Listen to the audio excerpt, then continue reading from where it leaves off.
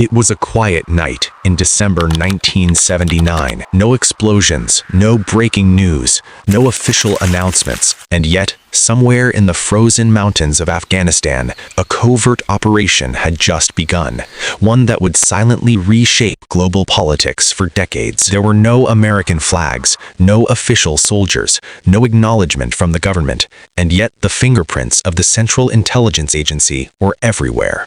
This wasn't just another mission. This was a war that officially never happened. To understand this story, we have to go back to a time when the world was divided into two powerful camps. On one side, the United States. On the other, the Soviet Union.